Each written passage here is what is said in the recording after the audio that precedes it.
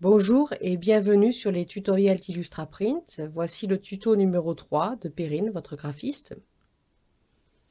Aujourd'hui, je vais vous présenter les raccourcis clavier. Donc, vous aurez d'abord une petite présentation du clavier, comment est-ce qu'on l'utilise pour faire ces raccourcis, ces combinaisons de touches. Et ensuite, quelques exemples d'utilisation. Je tenais quand même à vous faire une petite introduction pour vous dire que voilà, ce tutoriel est vraiment adressé à tout le monde. Autant quelqu'un qui va utiliser des moteurs de recherche sur Internet pour son propre loisir, que pour des professionnels qui utilisent beaucoup la saisie de texte. Et ça a l'air un peu brut, avec des combinaisons de Maj, CTRL, ALT, touche. Mais une fois que vous avez mémorisé, ou plutôt que vous avez créé des automatismes avec vos doigts sur le clavier, vous gagnez énormément de temps quand vous travaillez sur l'ordinateur. Peut-être que vous trouverez cette vidéo un peu longue, mais je vous conseille de la regarder jusqu'au bout afin de vous rendre bien compte des avantages que peuvent vous apporter les raccourcis clavier. Ensuite, je vous conseille de tester certains raccourcis. Peut-être en commençant par un ou deux, par exemple pour la saisie de texte, comme je vais vous montrer là dans la première partie. Et ensuite, de les mémoriser, de les utiliser au quotidien. Et vous verrez que l'attrait du gain de temps de ces raccourcis vous donnera envie d'en connaître d'autres. Et vous verrez dans la dernière partie d'ailleurs comment retrouver sur chaque logiciel les raccourcis qui lui sont dédiés. Alors certains raccourcis sont communs à beaucoup de logiciels, comme copier, coller, couper, et d'autres sont vraiment spécifiques au logiciel. Donc je vous laisse découvrir le tutoriel. J'espère qu'il vous plaira et surtout qu'il vous aidera. Avant de débuter le tutoriel sur les raccourcis clavier, je voudrais vous montrer un petit peu le clavier, comment il s'organise en fonction des touches à appuyer. Donc voici un clavier, n'est-ce pas? Bon, chacun en a un peu différent, mais c'est sensiblement les mêmes. Sur la gauche, vous avez trois touches importantes. La touche Maj ou Shift, selon ce qui est écrit dessus. La touche CTRL et la touche ALT. Ensuite, les combinaisons peuvent se faire avec n'importe quelle touche. Évidemment, chacune dans un but précis. Donc je parle souvent du touche 1 et touche 2. La touche 1, j'entends par là la touche que vous allez laisser appuyer. La touche 2, c'est celle que vous allez appuyer comme une saisie de texte, comme par exemple quand vous voulez taper une lettre. Vous n'allez pas appuyer longtemps, vous allez appuyer une fois. Mettons que je veuille combiner le contrôle, donc en touche 1, et une lettre, comme la touche A. Je vais prendre avec la main gauche la touche CTRL, et avec la main droite, je vais appuyer une fois sur A, et je lâche tout. Je refais, je laisse appuyer CTRL, j'appuie sur A, et ensuite je lâche. Idem, quand vous voulez passer d'une fenêtre à l'autre, comme on va le voir de suite, on laisse appuyer la touche Alt, et on appuie une fois sur Tab. Je laisse appuyer Alt pour voir toutes mes fenêtres, et je continue à appuyer sur Tab jusqu'à arriver à la fenêtre que je veux. Vous verrez juste après. Sur la partie droite du clavier, vous avez aussi des touches importantes. Les flèches haut, bas, gauche, droite. Vous avez aussi deux touches dont je parle dans la vidéo qui va suivre, fin et début. Souvent, sur la touche début, vous avez écrit début, et sur la touche fin, vous avez écrit end, en anglais. Il ne faut pas les confondre avec celle-là. Les raccourcis clavier, ce sont des combinaisons de touches qui vous permettent de simplifier votre utilisation des logiciels, donc de votre ordinateur, et d'optimiser votre temps sur votre ordinateur. On va commencer par un raccourci clavier que j'utilise énormément. C'est un raccourci clavier qui vous permet d'utiliser plusieurs logiciels en même temps et de passer de l'un à l'autre. Donc là, si vous voulez, j'ai 3 logiciels qui sont en cours. Le premier plan, j'ai le traitement de texte. Et ensuite, derrière, j'ai un dossier ouvert et j'ai le navigateur Internet. Si je veux passer de l'un à l'autre, je vais faire Alt, Tab.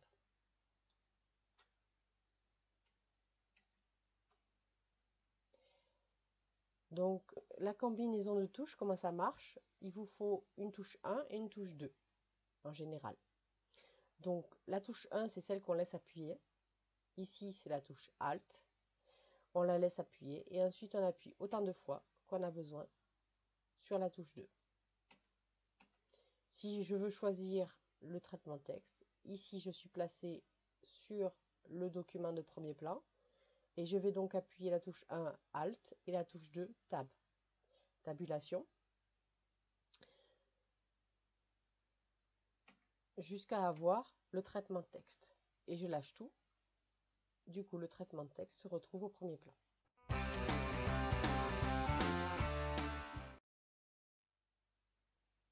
Dans le traitement de texte, il existe plusieurs raccourcis. Je vais vous en montrer quelques-uns qui vont vous permettre de vous simplifier la saisie de texte. Par exemple, passer du début à la fin d'une ligne. Donc là, c'est assez spécial. Vous avez uniquement une touche 2, c'est-à-dire la touche fin et la touche début. Donc début, on va au début de la ligne et la touche fin à la fin de la ligne. Là, sur mon clavier, c'est une flèche qui représente le début, mais sur certains claviers, c'est gris début.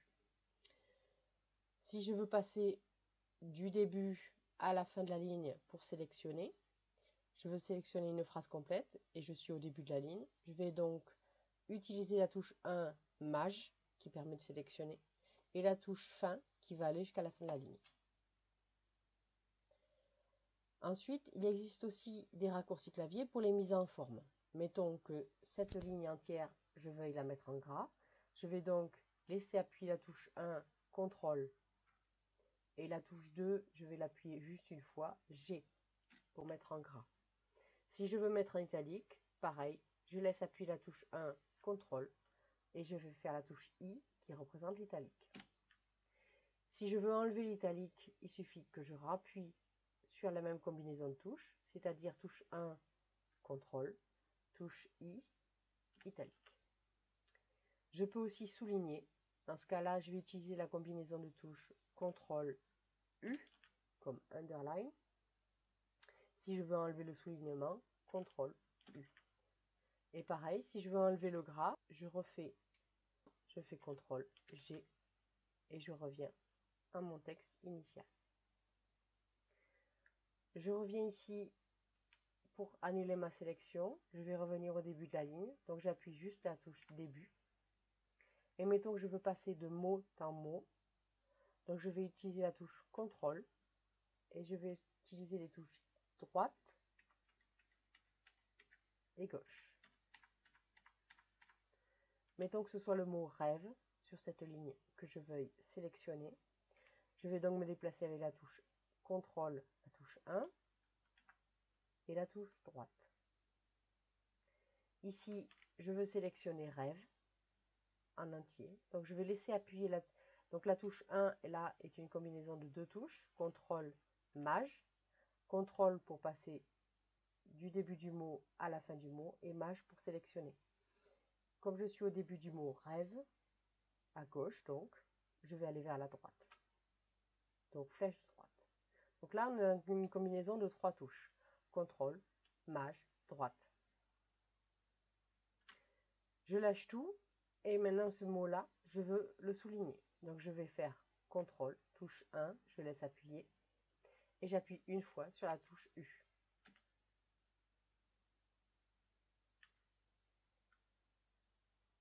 Ainsi, j'ai sélectionné rêve en une fois et je l'ai souligné. Si je veux passer de paragraphe en paragraphe, je vais faire la touche CTRL et la touche haut ou bas.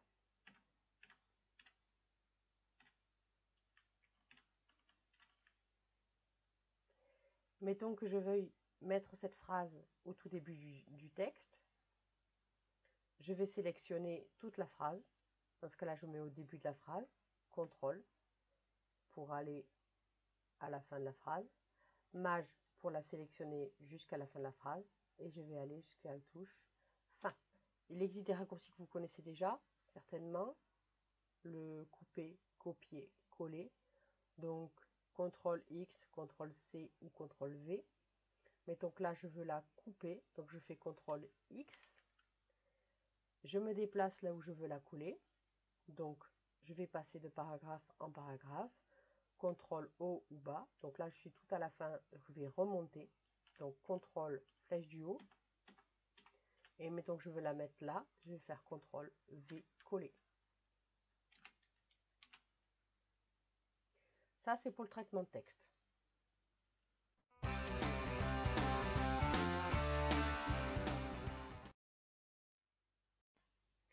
Je vais maintenant vous montrer comment les raccourcis clavier peuvent vous simplifier la sélection dans un dossier. Pour ça, je me déplace dans le dossier que j'ai déjà ouvert. Donc, pareil que tout à l'heure au tout début, je vais utiliser le raccourci Alt Tabulation et me déplacer sur le dossier. Une fois que je suis dessus, je lâche tout et le dossier devient en premier plan. Donc, dans le dossier, on peut sélectionner comme dans un texte, c'est-à-dire que vous pouvez aller du début à la fin, de la fin au début, ou alors d'image en image. Mettons que je veux sélectionner d'ici à là. Je vais donc partir d'ici. Je vais laisser appuyer la touche Maj et je vais me déplacer vers la droite. J'ai donc ces trois images. Si, au contraire, je veux sélectionner de la première image jusqu'à la dernière, je vais faire Maj fin. Si je veux tout sélectionner dans mon dossier, je vais faire CTRL A.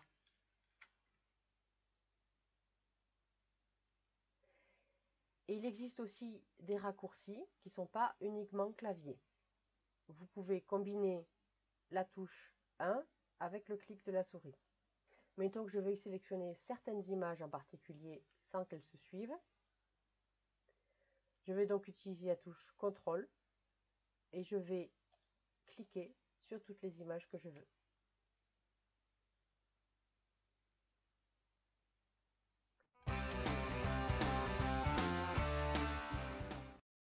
Maintenant, je vais vous montrer les raccourcis clavier par rapport à Internet.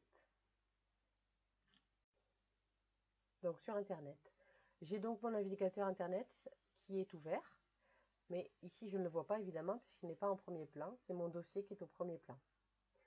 Pour passer à mon navigateur Internet qui est ouvert derrière, pareil que tout à l'heure, touche 1 Alt, touche 2 Tabulation. Touche 1, je la laisse appuyer, Alt, et j'appuie sur Tabulation. Et je me déplace jusqu'à avoir le navigateur sélectionné. Je lâche la touche Alt et le navigateur devient au premier plan. Donc les raccourcis clavier, ça peut vous permettre de vous simplifier les recherches sur Internet, sur Google par exemple. Quand vous laissez appuyer la touche CTRL et que vous appuyez sur un lien, n'importe lequel, ça vous l'ouvre dans un nouvel onglet. Mettons qu'ici, je veuille ouvrir Gmail en même temps que mon navigateur. Je laisse appuyer la touche CTRL et je clique sur Gmail. Du coup, il me l'ouvre dans un autre onglet. Si je veux ouvrir Images en plus de la recherche classique, je vais laisser appuyer la touche CTRL, je clique sur Images et j'aurai donc un nouvel onglet avec la recherche d'images. Je peux fermer les onglets avec la petite croix ou je peux fermer les onglets avec un autre moyen que je vais vous montrer. Donc ça marche sur tous les liens, même par exemple quand vous avez des liens ici. Laissez appuyer la touche CTRL et vous cliquez sur le lien.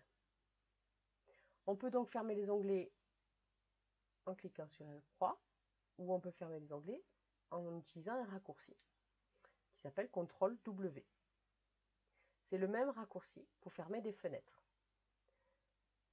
Donc mettons que je veuille fermer cet onglet, l'onglet que j'ai actif, je fais CTRL W. Et les derniers onglets sont toujours là.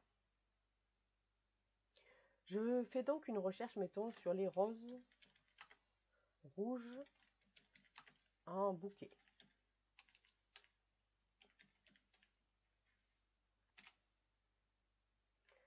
Donc, recherche sur les roses rouges en bouquet. Donc, j'ai donc ma liste de liens de sites internet.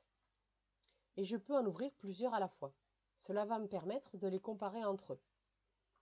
On va donc, par exemple, sélectionner celui-là, ou plutôt présélectionner. Donc, on va présélectionner avec la touche CTRL et on va cliquer sur le lien. À chaque fois, ça va m'ouvrir un nouvel onglet. J'ai donc 3 nouveaux onglets qui se sont ouverts. Et je peux passer de l'un à l'autre en cliquant dessus, ou bien avec des raccourcis clavier en faisant CTRL, tabulation.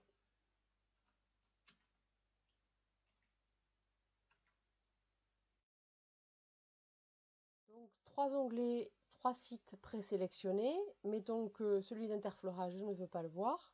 Donc je veux fermer cet onglet. Toujours pareil comme tout à l'heure, CTRL W. Cet onglet-là, je veux le fermer avec les raccourcis clavier. Je me déplace dessus, CTRL tabulation, et CTRL W pour le fermer. Celui-là, pareil, parce qu'on va passer une autre recherche. Donc je vais faire CTRL W et je reviens sur ma première fenêtre, mon premier onglet.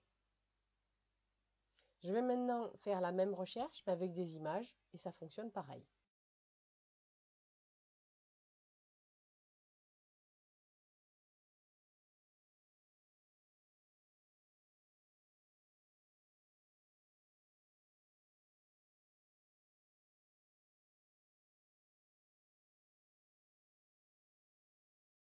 Donc ça me permet de sélectionner facilement, rapidement, plusieurs images. Celui-là me paraît un peu petit. Il fait 250 pixels par 250 pixels.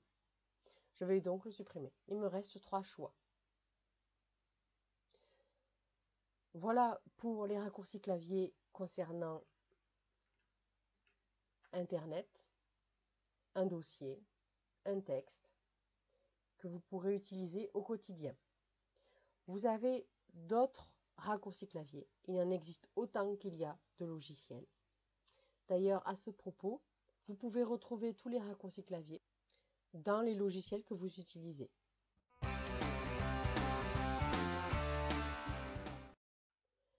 Je vais prendre l'exemple de LibreOffice. Donc je reviens sur mon traitement de texte, Alt, tabulation. Je suis dessus, je lâche tout, j'arrive sur mon traitement de texte. Vous pouvez retrouver les raccourcis clavier, par exemple en passant la souris sur les outils que vous avez. Vous voyez, à chaque fois, il donne entre parenthèses le raccourci. CTRL B, CTRL I, CTRL U. Celui-là n'a pas de raccourci, par exemple. Donc, soit en se mettant sur les outils, à chaque fois que vous avez des parenthèses, ce sont les raccourcis clavier qui vous permettent d'accéder rapidement à ces menus. Vous pouvez trouver donc ces raccourcis soit dans Fichier, Propriétés, mais là dans LibreOffice par exemple, c'est Outils personnalisés. Et donc ici vous avez plusieurs onglets, 4 onglets, et dans Clavier vous avez tous les raccourcis qui correspondent à ce que vous faites. La catégorie pour permettre de chercher quelque chose en particulier et les sous-catégories. Ici vous avez les touches qui correspondent. Voilà.